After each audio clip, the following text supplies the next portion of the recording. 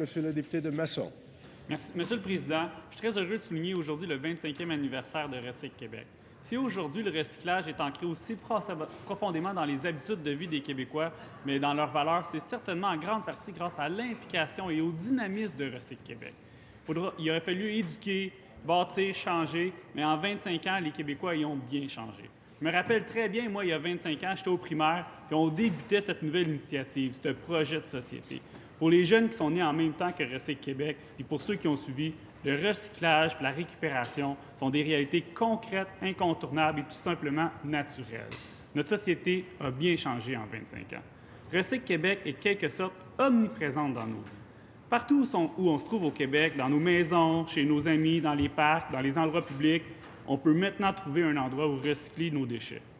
Si on retourne un peu 25 ans en arrière, dans le fond, notre économie a bien changé depuis ce temps-là. C'est rendu l'économie de la récupération puis du recyclage, elle a permis de créer des milliers d'emplois.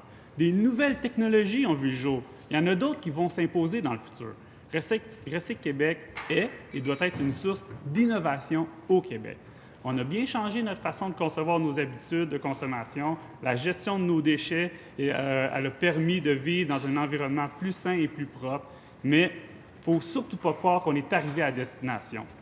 Si on constate le progrès immense qui a été réalisé sur à peine 25 ans, on se dit qu'on doit poursuivre le travail pour les 25 prochaines années. Mais le Québec peut faire encore plus. On peut encore faire plus de sensibilisation, plus d'innovation. Donc, on s'attend que Recycle Québec continue d'être un leader central contre le gaspillage pour un environnement plus sain. Faisons simplement penser à la récupération des batteries. Bien sûr, ça va devenir un enjeu réel le jour où on va avoir 100 000 véhicules électriques sur nos routes. Ça, ce n'est qu'un exemple. Mais, Monsieur le Président, pour toutes ces innovations, pour avoir réduit le gaspillage, pour avoir permis à nos enfants de vivre dans un environnement plus sain, bravo à tous les artisans de Recycle Québec. Alors, merci à vous, Monsieur le député de Masson.